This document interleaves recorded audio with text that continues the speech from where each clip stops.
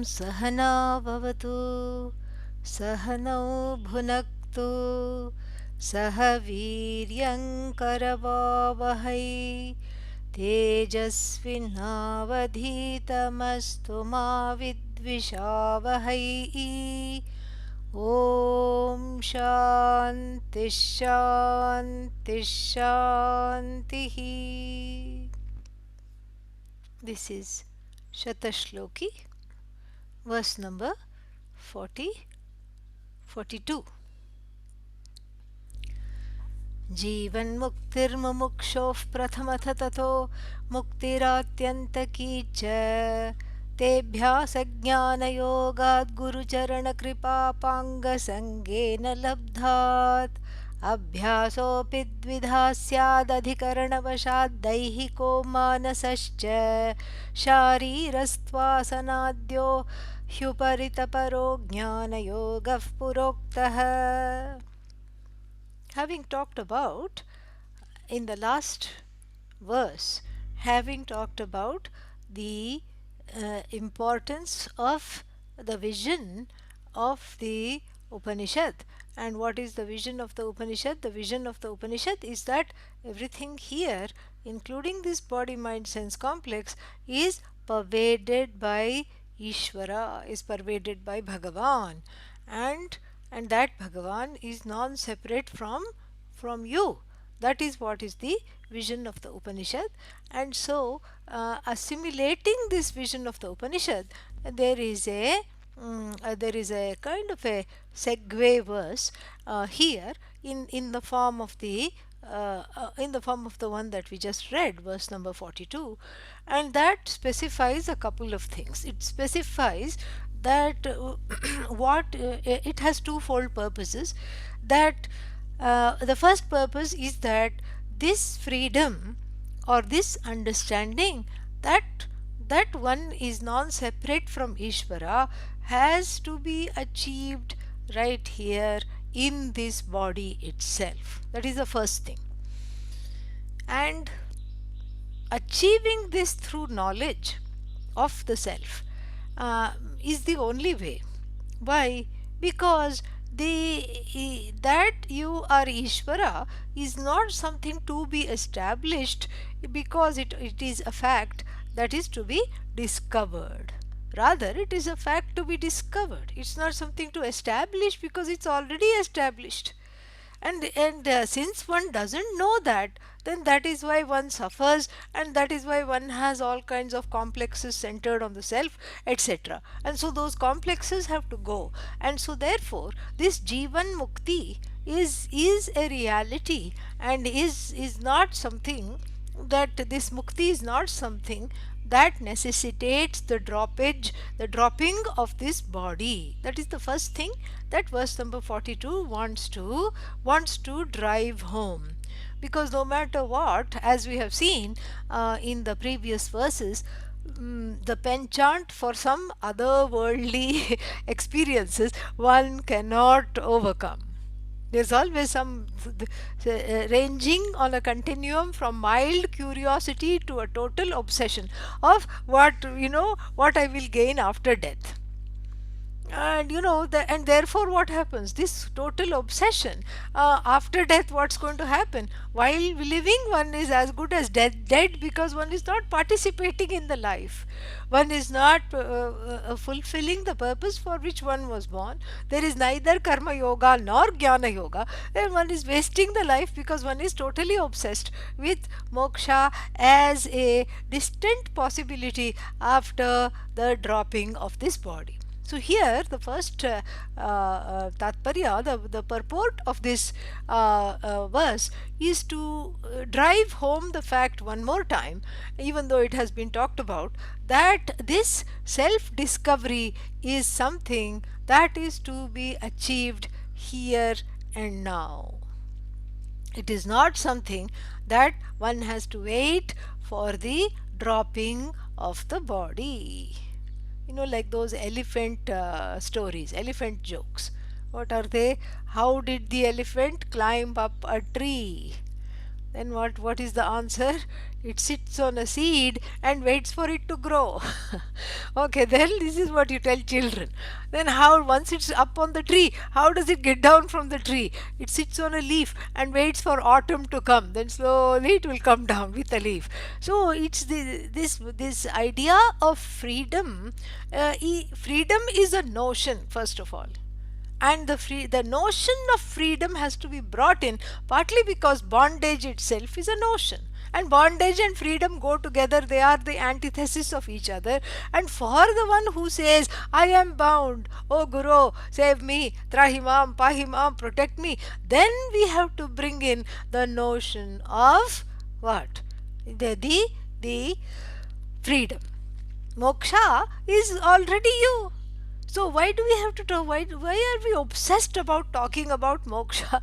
We are obsessed with moksha because we are obsessed with the notion of bondage. One feels constrained, and therefore we have to bring in as a as a upaya, as a resolution, as a solution to this notion of bondage. If the notion of bondage is there, then there is not there, then there is no use for moksha. This we have to understand. So there is no such thing called moksha that you can go and buy. If you think that you can do that, then you are probably confusing it for mocha that you can buy at Starbucks. That's all. But this is moksha. This is not something that you can, it's not a thing. It is you.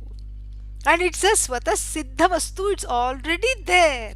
You are free, you are unaffected by anything that happens in you, in the mind, antahkarana, outside of you, outside of the body mind sense complex, in the jagat, in any other loka. You are not affected by that at all. You are free of sorrow and fear. Oh, but I'm still crying. Soham bhagavah shochami. Like Narada says, I am the knower of the four Vedas, I am the knower of this, knower of that, I know this, I know that. And then, only one thing you don't know. Sanat Kumara, the teacher, tells him, you don't know the truth of the knower. The knower knows everything except the knower, except the content, the truth of the knower, which cannot be understood until and unless the knower as a concept, as a status, resolves. And so therefore this verse is a very nice segue to what is going to come now in what the next section that we are about to embark on, which I'll speak about later. And so now, so jivan muktihi mumukshoho jivan muktihi. So therefore this for the seeker of freedom, and mind you, the seeker of freedom is seeking freedom because he or she thinks himself or herself to be bound. So that's why one mints oneself as a mumukshu, because there is a sense of constriction or bondage. Okay, so then, so mumukshoho jivan muktihi. So this freedom for the seeker of freedom happens while alive. It is not an abstraction. It is not something to wait for death. And then, if you were supposed, if the purpose of life is to wait for death, then why were you born? Pray tell, then you can just go, you can go from, you can just be there in some other loka permanently. But this has to be understood. And so, mumukshoho, for the mumukshu, jivan muktihi, the freedom while alive, so then what happens is, this mukti is, forget jivan mukti, this mukti is of two kinds. He specifies here. And what is the first one? Prathamataha jivan muktihi. So this jivan muktihi, so mumukshoho muktihi prathamataha jivan. This is how the Anvaya reads. So meaning, for the seeker of freedom, the first freedom is from the sense of bondage, and that can only happen kab hoga. When is it happening? When alive, while even in this body. As the Gita says, ihaiva taihi jitas sargaha yesham samye sthitam manaha. 5th chapter. So for the ones who have discovered Brahman and equanimity of the mind, they have gained all the lokas without dying. Right here they are free.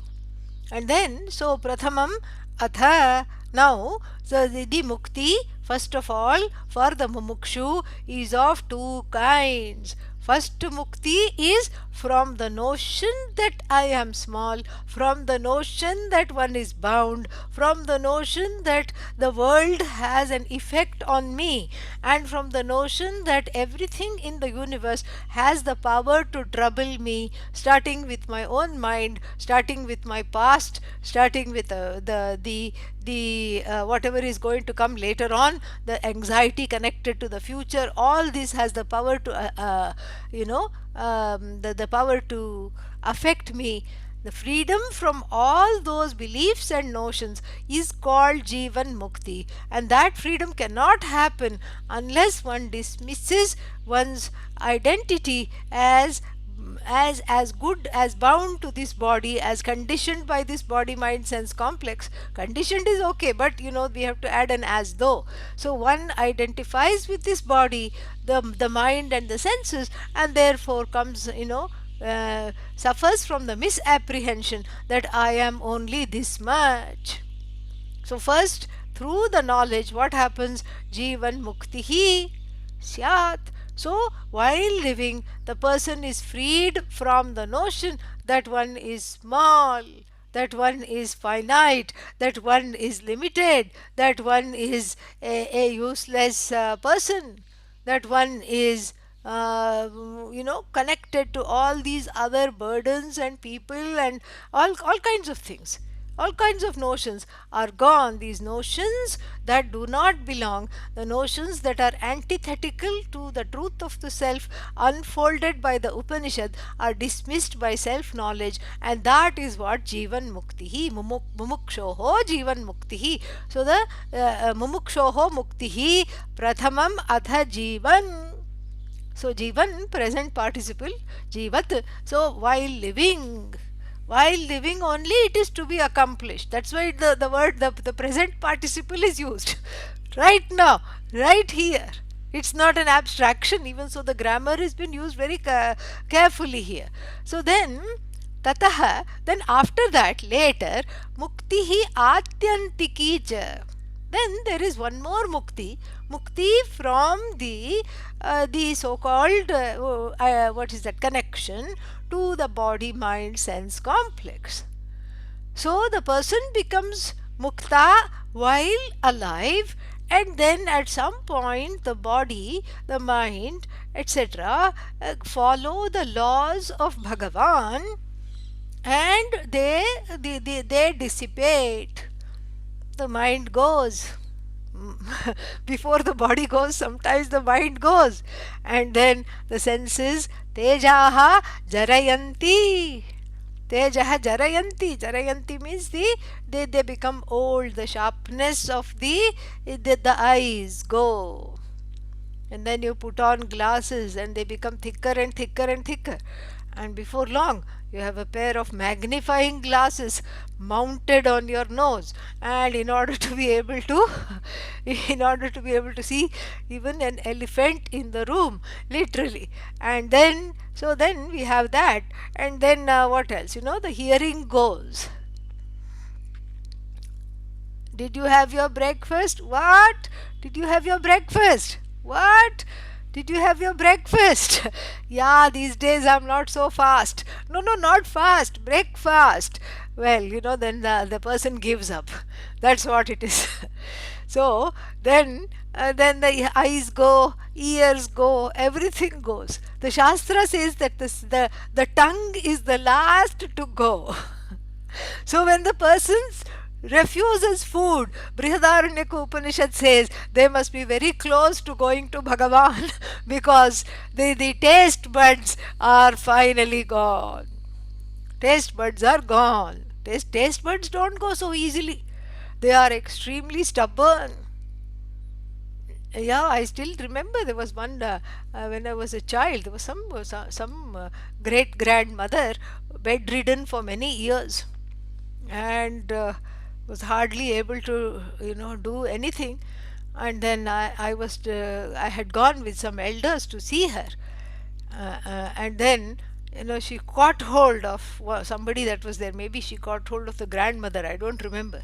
And she said, "Where are my jalebis? Last time you said you were going to bring me jalebis.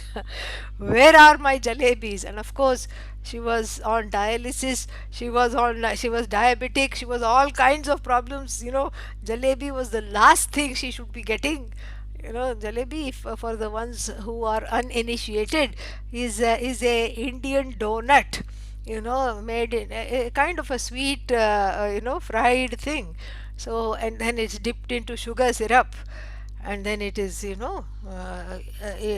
then it is eaten. And some people in the north, I'm told, have it for breakfast. Not a healthy breakfast item, but anyhow, each to their own. And so this way, the tongue is the last to go, because her memory was also very sharp.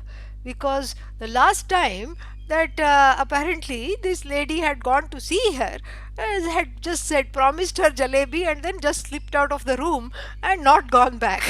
And then so this time she just got hold of her, "Where is my jalebi?" So like this. So there is a kind of an order in which the senses depart.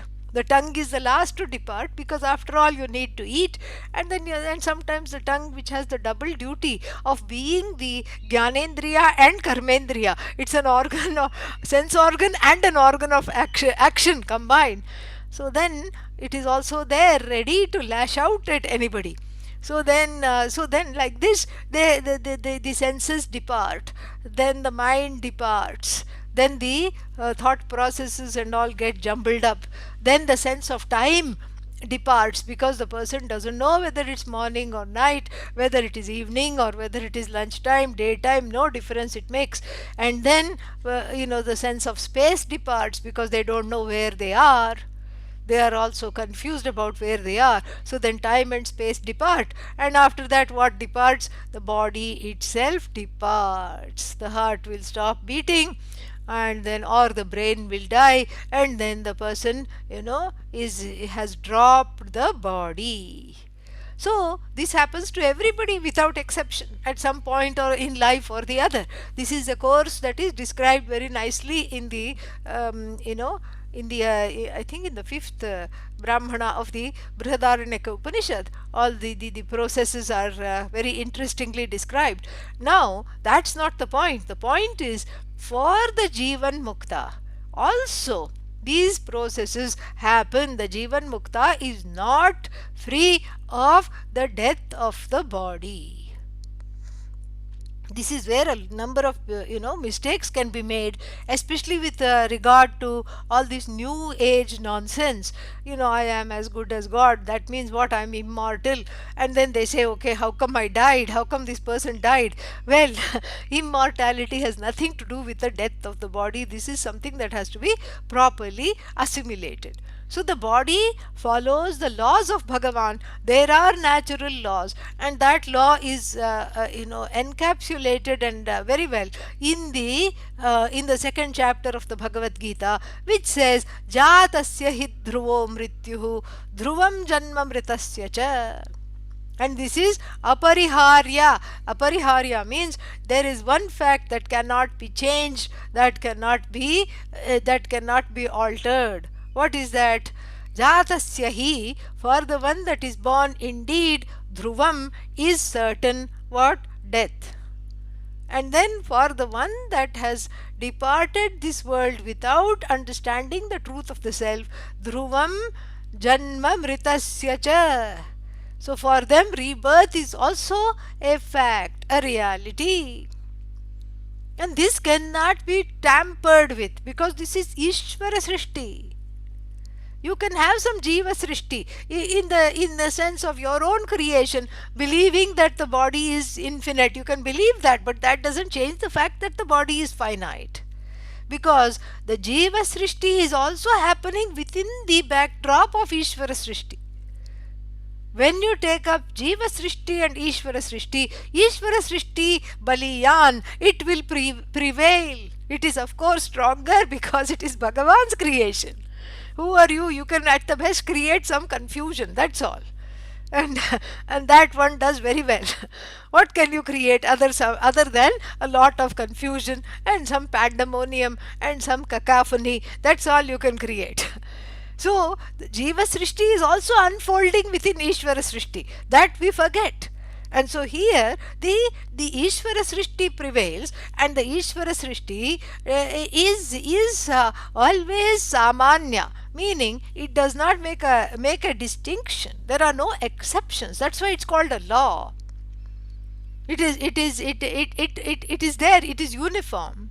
And so the body of the one who has gained this knowledge and attained, quote unquote, what is called Jivan Mukti, freedom while alive, will also drop, will follow the natural laws, will drop.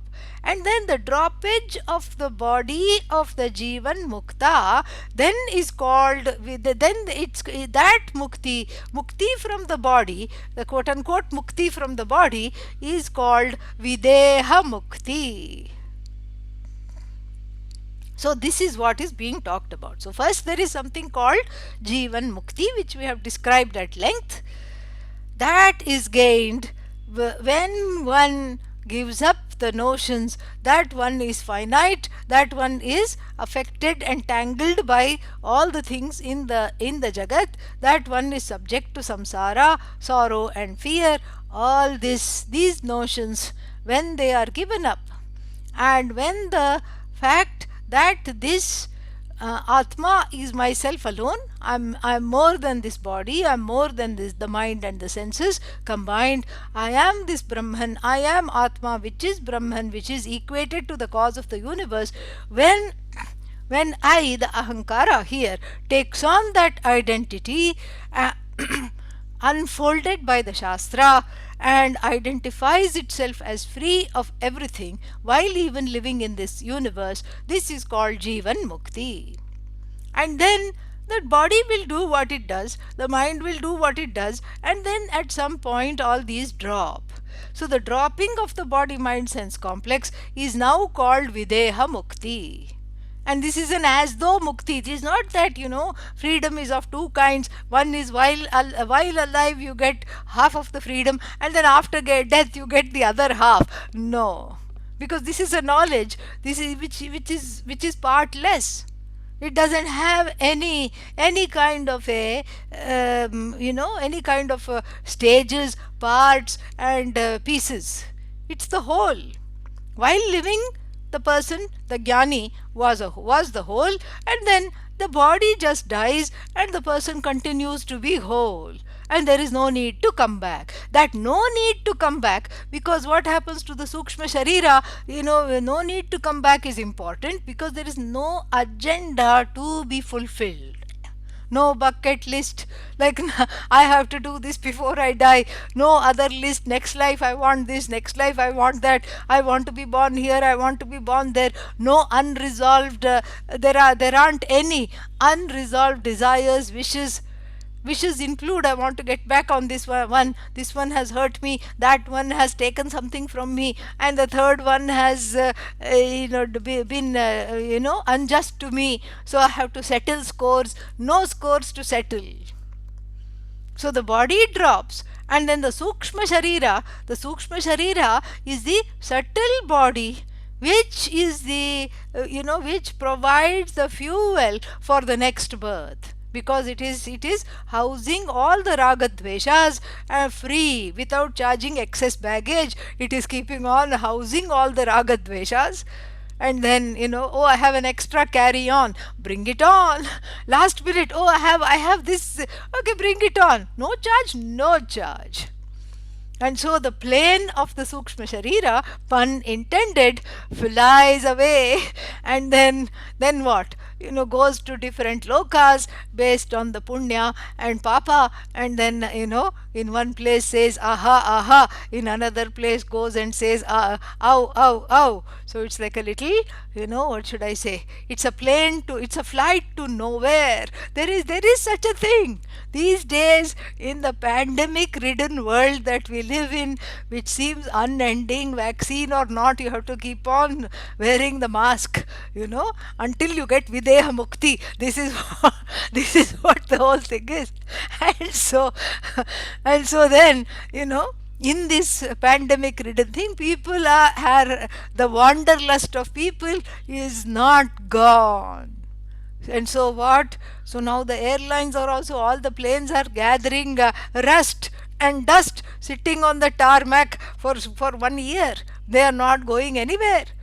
And so some entrepreneur thought of this idea, flight to nowhere. What is this flight to nowhere? Well, first you take a rapid corona test, okay? All right, yeah. So then उसके बाद फिर क्या? Then what you do is that then you get on the plane, and they have this in Thailand, they have this in Australia, and then you get on the plane, and then there is everybody has had a negative test, and then they have, everybody is asked to go on the window seat and sit, and then this plane flies lower, not at 35,000 feet, maybe little lower, so that you can see all the sights. And then they bring in some food and everything, all pre-packed, of course, so that you don't have to, and then you are given sanitizer as soon as sanitizer has become the prasad of the corona age, like a prasad packet. Previously they used to be vibhuti and chandanam and all that. Now sanitizer. You tear open and you anoint yourself.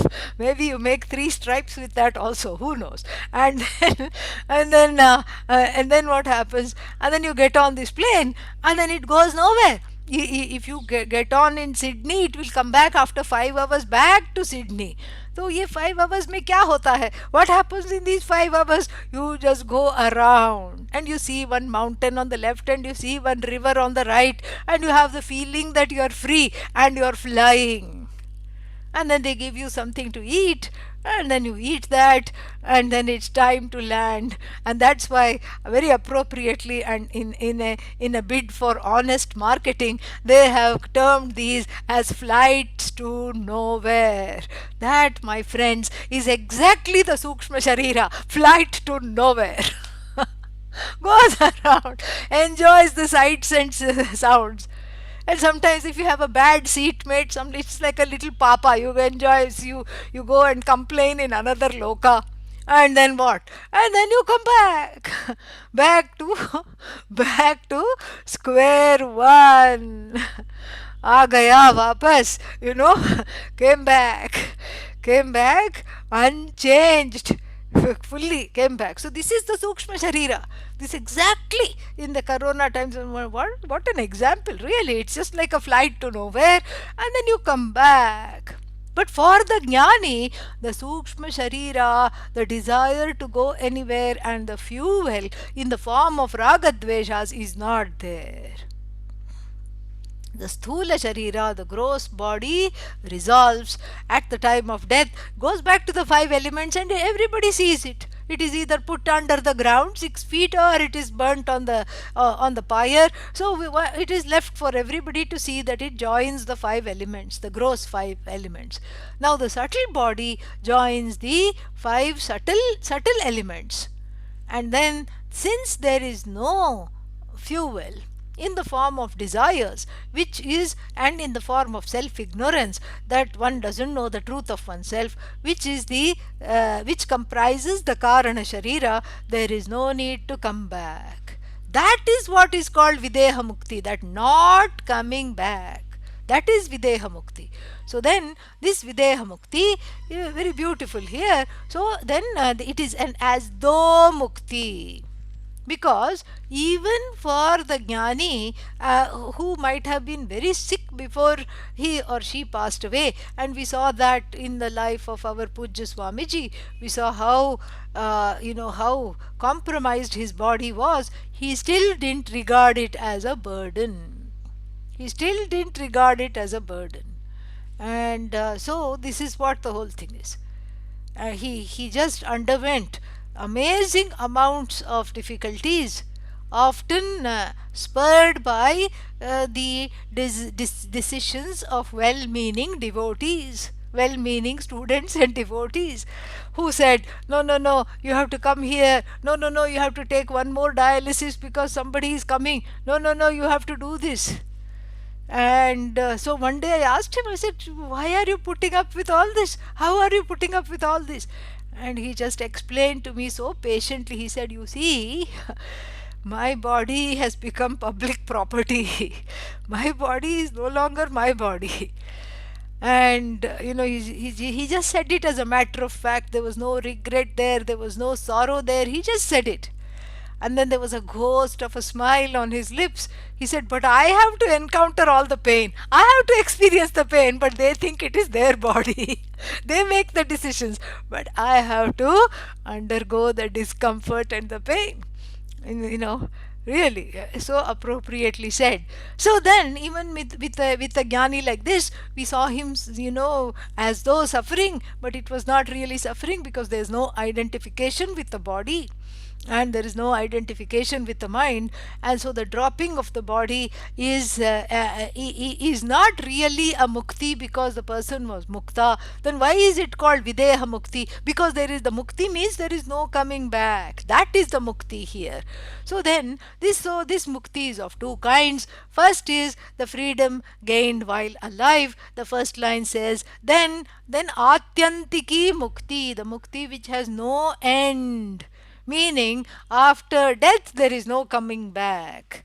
The permanent mukti is after the giving up of the body, there is no coming back. And then te abhyasa jnana yogat. So how is this gained? How is this jivan mukti gained?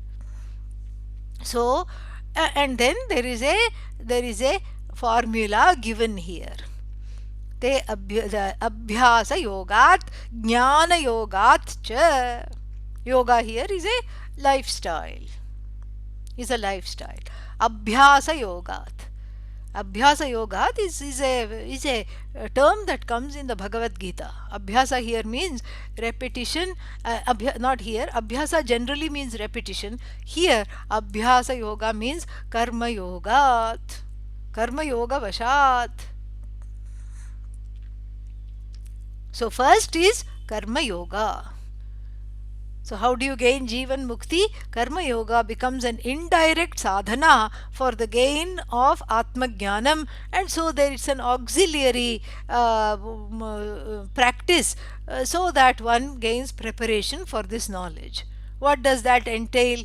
As we have seen, it entails giving up of conscious, giving up of doership in the light of the fact that everything is Bhagavan, the agent is Bhagavan. So you bring in a proxy agent of action and you drag in Bhagavan to say, I didn't do this, Bhagavan did this, whatever this may be. And of course, and this is done so that one is disabused of the notion that one is the agent of action and the producer of the result of action. So one is not the producer of the result of action, and so therefore any result of action that comes is called prasada, a gift of Bhagavan, which one learns to accept gladly, whatever comes. So this practice, keeping Bhagavan at front and center and doing whatever one needs to do in life, because one is not, and he's going to say this later on, that one is not an adhikari yet, and so doing whatever one has to do, because one is not prepared to go the whole way and devote one's life completely to this knowledge, so one does whatever one has to do, and then whatever one has to do one does, but one does it cheerfully as a form of worship, Work becomes worship because I'm doing it for the sake of Ishvara. Brahmarpanam, Brahma Havihi, like that. Everything is for the sake of Bhagavan, and I am that Bhagavan that I have to discover. And everything that is being done, therefore, is not for the fulfilling of raga dveshas. Raga and dveshas are constantly suspended, consciously suspended, constantly suspended. And then, as a result, everything I do is to grow to become a student of Vedanta, a qualified student of Vedanta. A qualified student of Vedanta is the one with self growth. That is what the whole thing is. And that emotional growth is called abhyasa yogat. So those practices which I unleash for emotional growth is called abhyasa yogat. And then abhyasa yoga, the prasada of abhyasa yoga, jnana yoga here, karma yoga here, is what? Jnana yoga. It qualifies you to desire this knowledge, because all the other desires are being taken care of in the light of karma yoga, and so therefore it qualifies you to finally desire the purpose for which one was born, which is to gain this knowledge, which is to resolve this incompleteness and this finitude centered on the self, the insecurity centered on the self. So then what is this jnana yoga? How do you get this how do you get this jnana yoga? How do you become committed to karma yoga? And here this is what he says: Guru Charana kripa apanga sangena labdhat. May one gain what? Abhyasa yoga and jnana yoga. How are those gained? They are gained by the Guru Charana Kripa, the compassion oozing out from the feet of the Guru. So why does compassion ooze out the feet of the Guru? Because the feet stand for the foundation. Feet, because the Guru stands on the feet, and anything that has feet means, like even a tripod, it has feet, so it is standing on the feet. And so the feet become the foundation, and the Guru is the embodiment of this knowledge of the self. The Guru is viewed as the very incarnation of the knowledge of the self, and so the feet become the foundation of the knowledge. And what is the foundation of Atma Jnanam? Compassion. That is what is this, a marker of Atma Jnanam is compassion. This is what it is. And that compassion becomes the foundation for this knowledge. That's why compassion oozes out, we say, from the feet of the Guru, and those that catch hold of the feet of the Guru means they bend and say, "You are my sole refuge." You not as in the person. If you surrender to a person, you will be disappointed. You're not surrendering to the personality of the Guru. You are surrendering to the Guru as a tattva, as a incarnation, a principle who is incarnated as the knowledge. So you look upon the teacher as knowledge. You don't look upon the teacher as a source of comfort, as a mummy, as a daddy, as somebody who will, wipe your tears and who will make you feel better in the moment.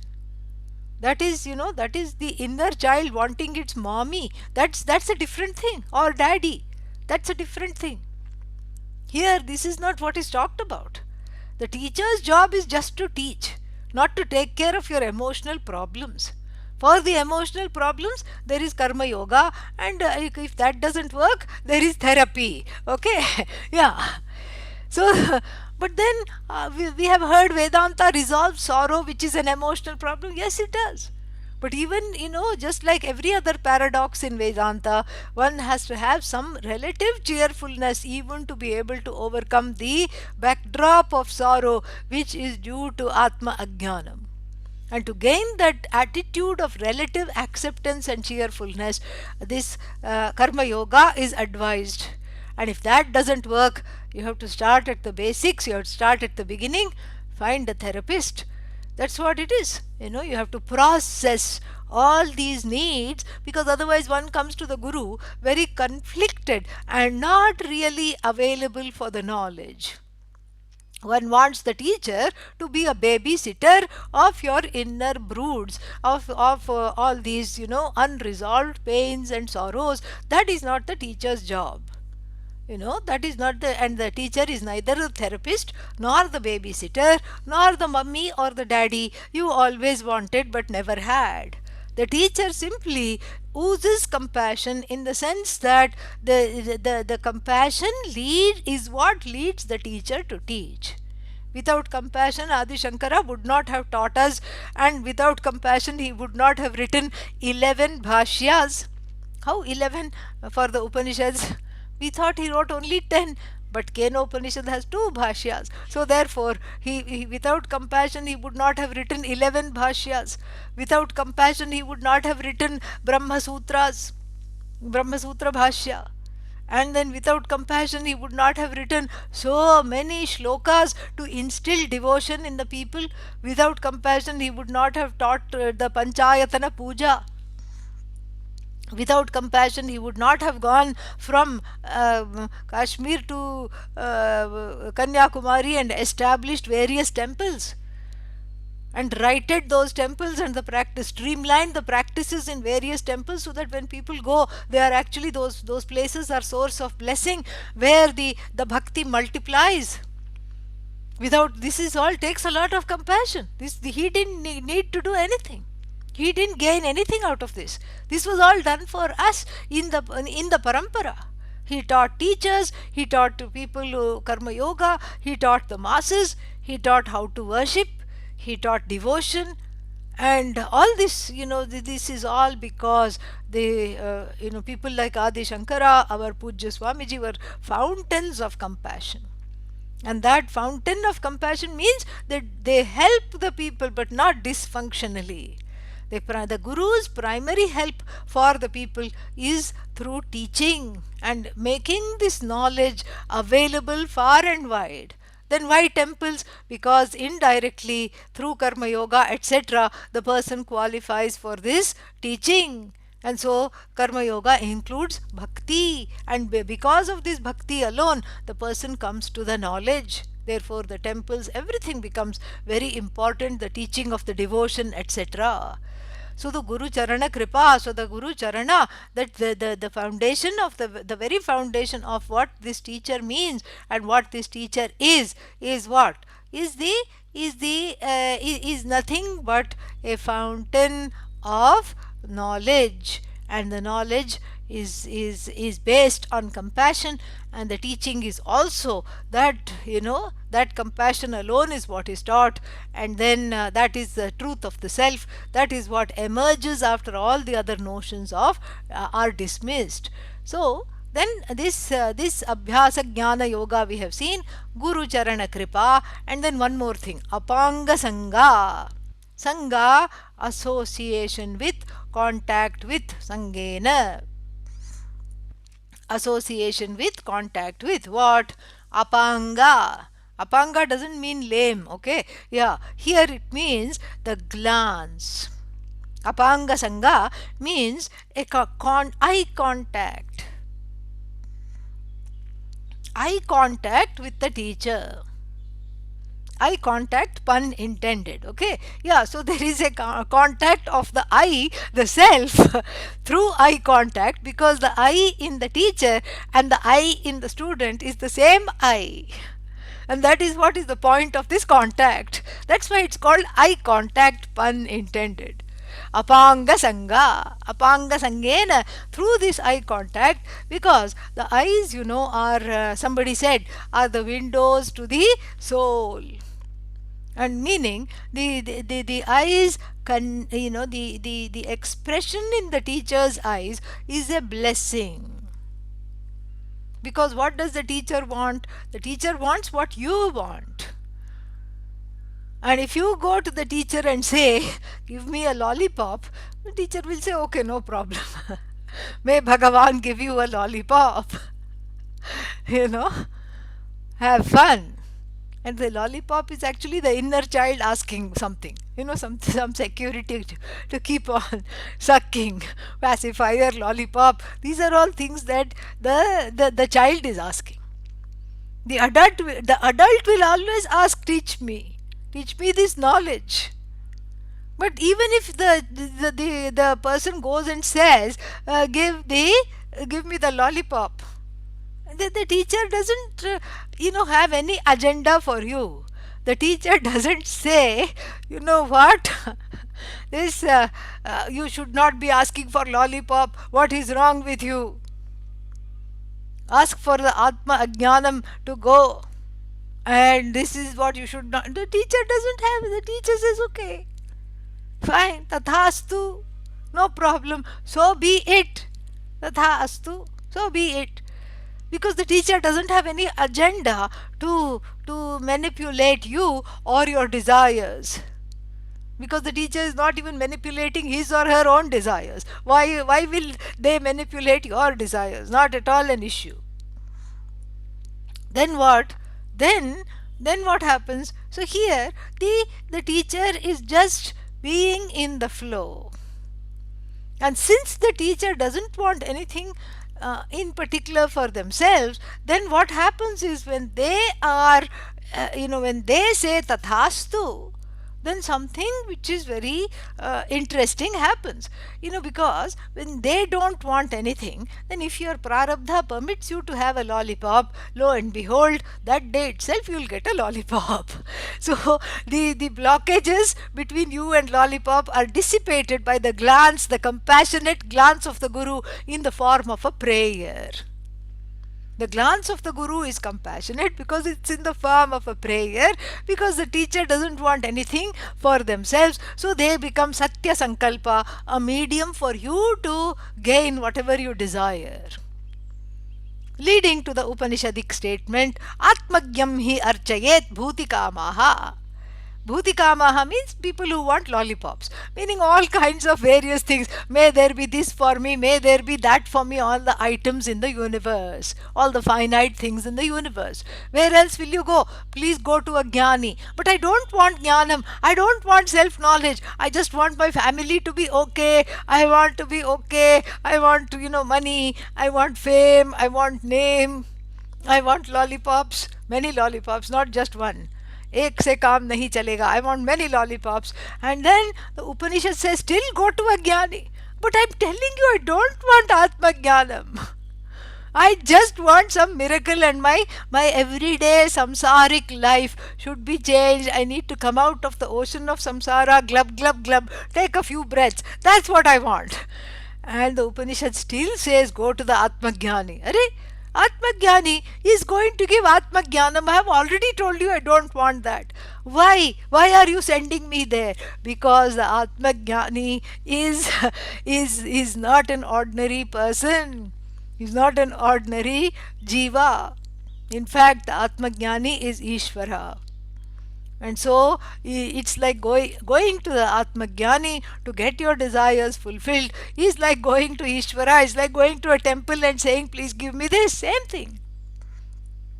And so that is why there is that saying, Atmagyam hi archayet bhutikamaha. So then, so may the person, even wanting material things, go to the Atmajnani. This is what is there.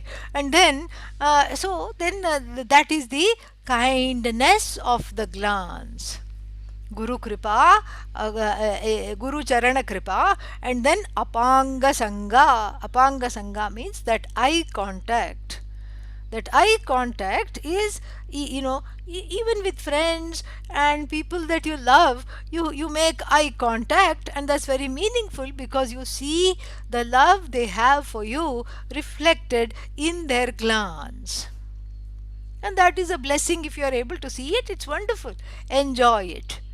But it is different from the glance of the jnani or the guru here, who is the jnani. Why? Because in the glance of love from the family members and significant others, what happens? There is it is not unconditional, because there is at the very least there is an expectation.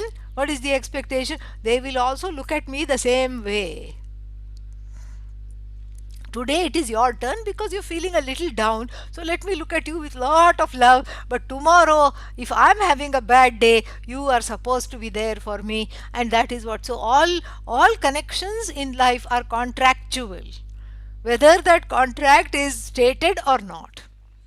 There are expectations, and those expectations become real, especially when they are violated, and they become a cause for a lot of consternation. And so therefore this is this is the difference between making eye contact with a loved one and then making eye contact with the guru. So here the glance of the guru is just shedding prayers and compassion for you. That's all it is, without any reason. Just like when the spring season comes and then the flowers come out and bloom, it doesn't extract any kind of fees. 1 hour cherry blossoms, this many dollars, no such thing. The city will charge for you to go and see the cherry blossoms. The cherry trees will not charge. This is what the whole thing is, without any ahetuna, no reason, except just the delight of helping another cross over the ocean of samsara, just like the jnani had done when he or she had gone to his or her teacher and was shown the way. Similarly, they just give a compassionate, encouraging glance, and through that glance, which is just the glance of knowledge, the glance is just dripping with the knowledge of the self. And so because of that, because of the compassion of the teacher who agrees to teach and who just loves you for who you are without wanting anything in return, there is no dysfunctionality. It's a very sacred relationship. And that sanctity of this relationship is because the guru does not ask anything of you. And so then apanga sangena labdhat, may one gain. This is how it is gained. And then abhyasasah api dvidha syat.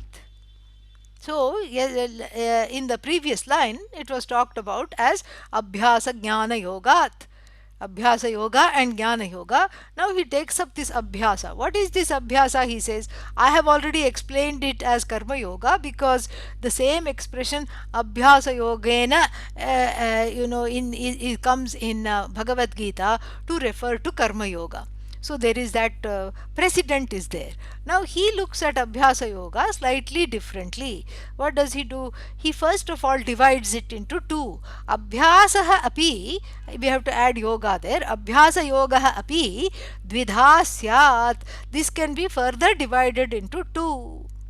Why? Adhikarana vashat. Adhikarana vashat means because of the difference in qualification of the student. Some student may not even be qualified for karma yoga. What are you going to do with them? Some students may be qualified for karma yoga but not yet to complete. They don't have the ability to completely immerse themselves in the knowledge. They still have certain irons in the fire, fingers in many pies. All the other things they want to gain are important. Nothing wrong.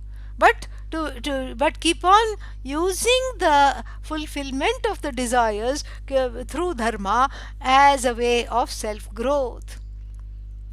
Learn to be prayerful, learn to be a giving person, discover that compassion even as you are practicing karma yoga. This is what is the teaching. But even here in abhyasa, some people may find that even a stretch. Even to do the duty is a stretch. Why? Because adhikarana vashat. Adhikarana vashat, because of the differences of the adhikari, the qualified person to gain this knowledge. And so that can be divided into two. The abhyasa, the sadhana here, abhyasa here meaning sadhana, can be divided into two. And what are the two? Daihikaha manasascha. So one is what? Daihika, meaning pertaining to the body. Physical abhyasa, and then mental abhyasa. It these things, it divides itself, lends itself into two divisions. So sharirastu asanadhyah, look at the last line. Sharirah, pertaining to the body, tu indeed asanadhyah, asanadi. So, yoga is very important. Yoga, there's nothing like the practice of yoga to generate self love. Really, because for the person doing the yoga, the self is as good as the body in the beginning. And so, yoga